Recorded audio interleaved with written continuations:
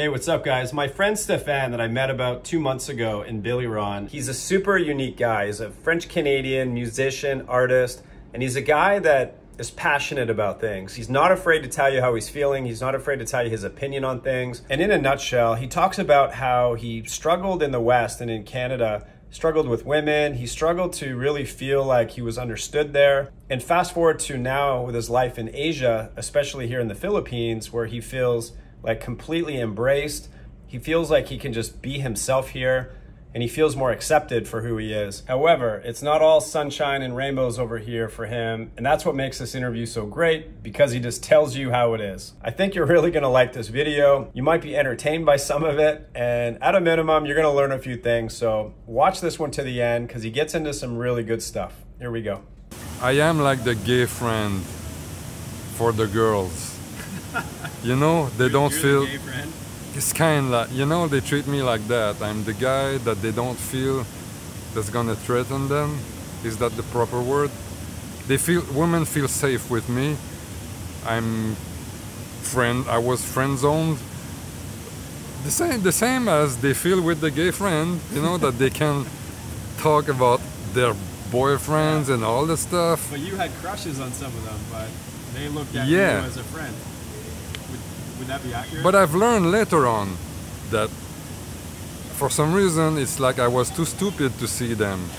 But basically I was like the gay friend. I'm not gay, it's not the point. It's more like I'm this sensitive, artistic soul, open-minded. And yes, I can have a genuine relationship with a woman without thinking about sex. You know, we see sometimes those things on the internet or books, whatever, that friendship between men and women is not something possible, but no, it's true. In my case, I'm one of them. I always got along with women. I never identified with men, as we were talking earlier, because it's funny to say that today because of what's happening, but it's true. I've never been able to identify as a man or to relate to other men at all.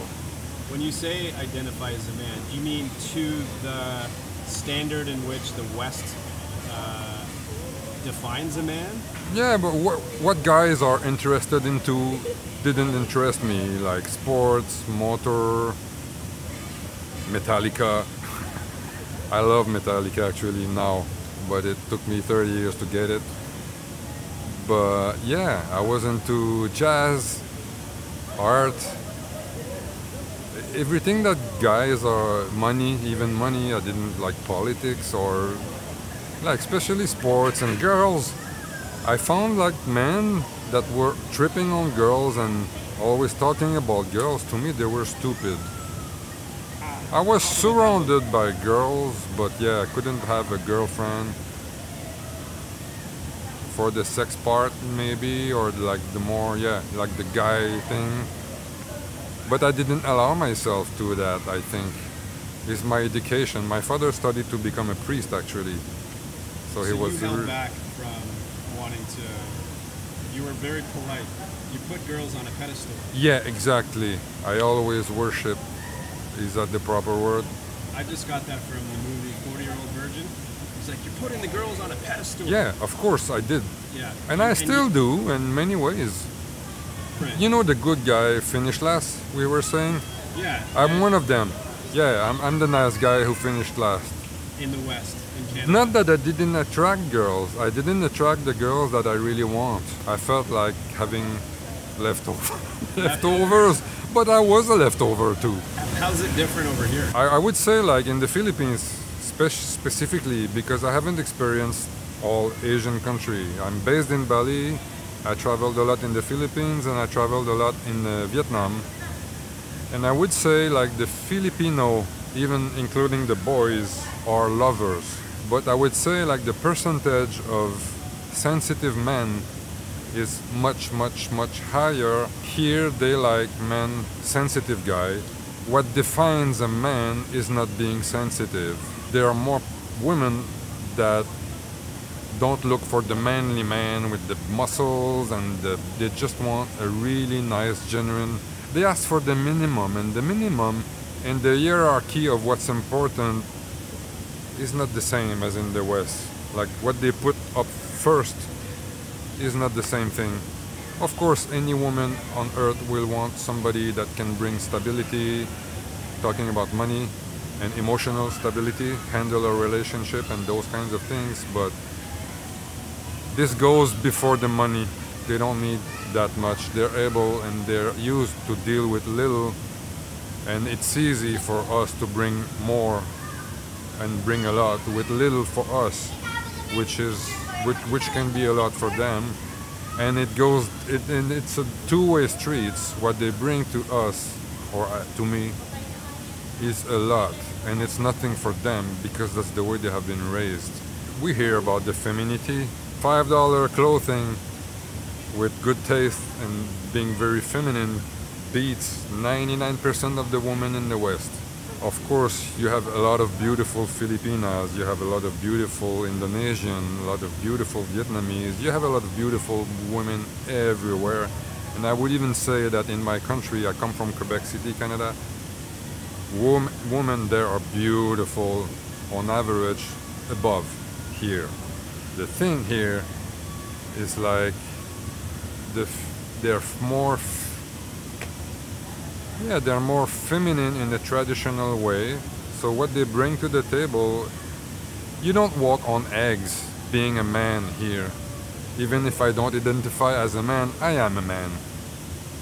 It's just like a not corresponding to the norm there had been a really heavy struggle for me. Like seriously, like I suffered from that. Being rejected or not being able to catch the type of woman that I would like. I couldn't afford it, is one of the reasons, because I'm an artist. The type of woman that is being attractive for me. Yeah. This is my business, I have my taste. That's right. Whether I share it or not doesn't matter. But you're saying you couldn't attract that type in Canada? No, I mean, not 100%, but no. Yeah. The first time I came here, my experience wasn't women related that much. Yes, I dated a girl, a young woman, and she completely blew me away. I'm fat, I'm less fat than I was, but I'm a fat guy. I'm super hairy, which was not trendy, which is luckily more nowadays, but my younger years are done. So fat, hairy, nerdy, geeky, shy, intellectual, emotional. I'm a musician, I'm an artist. I'm not into cars or chasing chicks dressed like hoes. I think you can understand what I'm talking about. I'm a very sensitive guy. I attracted girls with my music or drawing. Before music I was drawing a lot, so I always had attention from girls, but it was more friendly. And me, being a musician, basically broke. If I compare myself to the average Canadian that has a normal job, I'm like in the lower caste, if you wish. All right. I'm not in shit. I'm over 50 now, so I know how to make money. It's okay. But I struggled with money most of my life, like really hard, being a musician. So on a social economic scale in the West, I'm a piece of shit. And I paid a high price for that, and I will not talk about that. Being a father, divorced, the lack of power that I had to do something for my own children because I was broke, because I was sensitive, because I was not a manly man. I should have worked in the shop or what.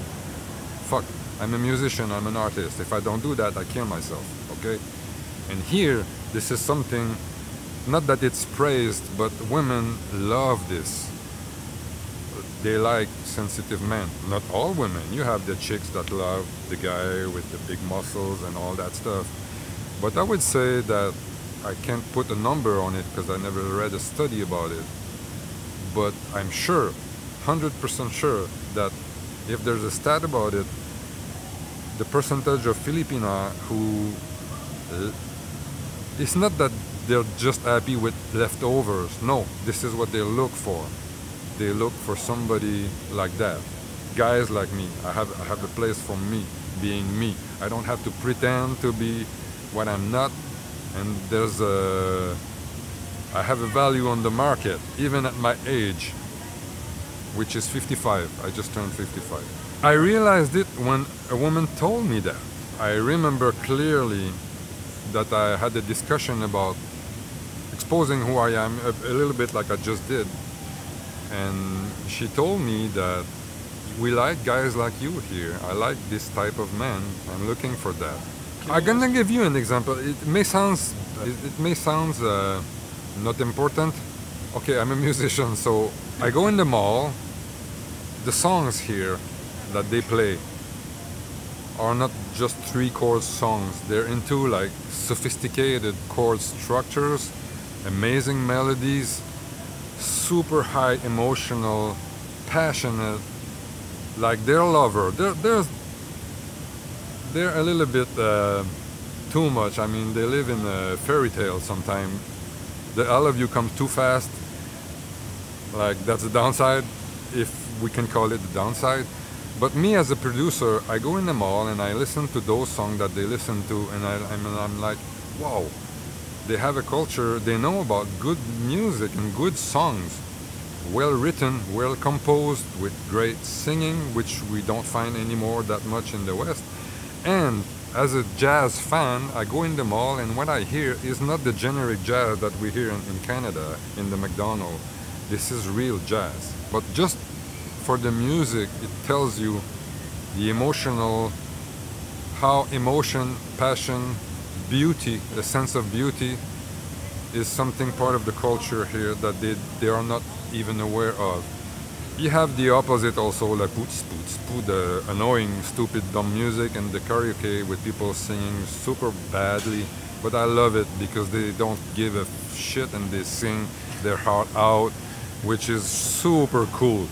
It's just not cool when you're trying to sleep in a barangay, you have 20 roosters and barking dogs and a drunk guy singing like shit too loud with a microphone who's distorting with too much echo. And yeah, that's not that I say that they have I think they're just not aware of it. But every Filipino know all the big hits from the 80s. You know the songs like I Wanna Know What Love Is. Love ballads. This is the land It's of like ballads. all over the place. And you go to the 7-Eleven, you hear the voice of a guy, a young man, just humming a song. And you can tell he has a beautiful voice. And it's really sweet, and we call it a lover. I don't know if it's a term here too.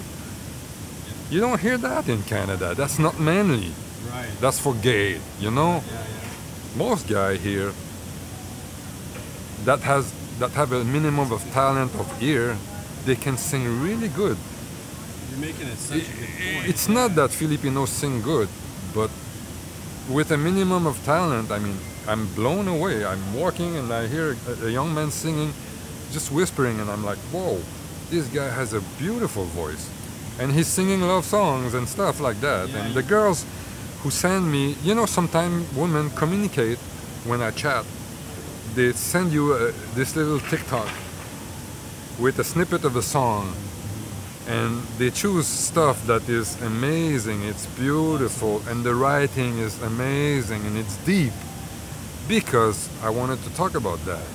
Life is so fucking hard here. People in the West don't know about it, and what I found sad is like a lot of Westerners come here and they keep their fucking Western bubble with them. I wish you guys, not every, but I see that too often and it saddens me. I want to talk about how life is difficult here and how life makes them value things in a different ranking. So they don't give a fuck that I'm fat and ugly and hairy. I'm not ugly, but you know, whatever. You can be ugly and find a really cute one. Of course, they have choice, we have choice, and everybody's taste, but you can find it, you can easily find the most cute woman here in her mid-20s, early 20s, early 30s, whatever. Like, beautiful. With the chubby guy, no hair. Okay. That's obvious sometimes, it's more like a sugar baby, sugar daddy kind of thing. But let's put that aside, because that's the same everywhere. Like, so many women are after guys that have the cash in the West, and those guys fuck all the girls, and that's the same everywhere. There's nothing new. But you're gonna find genuine relationship here with a girl that looks for your heart and you as a being. Doesn't care about how you look. Yeah, they focus on things that are more important. I mean, let's pretend that everybody gets really old. I mean, nobody's sexy at 80 years old. If you're lucky at 75, few can look really cool, but most of us will look like shit when we get old, and they know that because they don't have social net here. The young that are not even 18, that are 15, are cleaning the butt of their parents that are dying. It's not nurses and it's not the state who takes care of the sick people here. They take care of their loved ones, their parents, their brother, their sister. And if you're the eldest and you're smart, the whole family is gonna put all their resources on you to go to have a class and have a job that you're gonna send the money to the family. So they don't give a fuck about you being bald. Of course, some gonna look at your wallet, of course. Give me the good and the bad with being in a relationship with a Filipino. Okay, I've been only with two. The money expectation, Can you face this way? okay, yeah. That's where you were before. The misconception they have about us being rich. Of course, a poor Canadian in the Philippines is rich. But as I tell to some Filipinos sometime, I'm telling them, because this country is really tough. I mean, it's not for everybody. I'm on many levels, it's crap. Literally. I'm sorry for the Filipino, but it's not. If I was really wealthy, I wouldn't be here. Or I would, whatever. But the money expectation they have on you, so any Filipina hears or knows somebody that has a lot of money from the foreigners, some are scammed, there's a lot of scams. So the expectation from a family sometimes, not all the time, but sometimes are a little bit awkward. But some don't talk about money. They are rare, but those are the good catch. Yeah, they're more often than not. There's a, You're expected. I've got a foreigner. Yeah, Got but one in the family. but that's okay. In the West, the girls have a family. millionaire or a rock star. You know, Yeah, that's the yeah. same thing. It's just like if you keep the proportion. Me as a simple artist here is like being a millionaire there, and Right. and a million is not that much money when owning a block or two. You're a millionaire in Yeah. Canada, and that's nothing. So you could treat the family to a fancy dinner on Friday night, but you can't treat them every night. And the misunderstanding is that every foreigner can probably afford that Yeah. every day, and it's an endless supply. They can't figure out the difference, so they expect and they think we're all as wealthy as some are, which is not the case. And as I told you, sometimes to try to cross my point, to make them understand, Yeah. I tell them literally, if I was wealthy, I wouldn't be here. Life is too tough here. Infrastructure or chaos, things are slow, the road sucks, it's full of noise, the roosters, it's annoying, the barking dogs, the loud karaoke's, and so on. So you don't like the roosters, huh? It can Oh be man, noisy here. it's impossible that I'm gonna ruin myself to have a recording studio in the Philippines because you have rooster in. I think it's the first time in a town that I don't hear rooster here, but it's. Ayala Mall. Yeah. There's no roosters in Ayala Mall. Yeah, that's the only place in the Philippines that there's no rooster, trust me.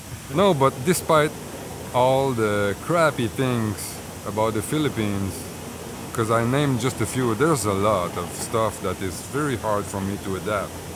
Like,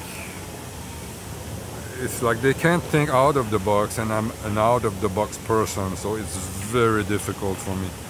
I have a very hard time to adapt, and it makes me becoming a better person because I have to be more patient. But I'm not there yet. I still have a lot of work to do on myself, which is it's something that I appreciate because it makes me grow. So let's talk about the good things. You know, despite all that, Filipinos are so resilient. You know, they have a typhoon, a landslide, floods, sometimes a tsunami, earthquakes, and they still smile and they make jokes out of it. You have your parents dying. It's just part of life. You don't have money, they can't go to the hospital. They just take care of their loved one.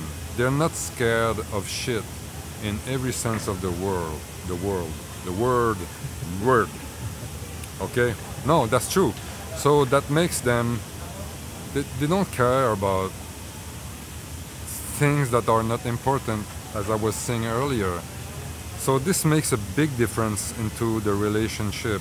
To me, they are masters. I'm always learning something about life.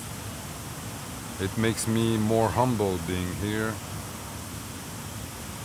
This is one of the good things about whether it's a girlfriend or somebody that you have some sort of intimacy with, in the sense of having a good conversation, which happens deeper when you're with a girlfriend.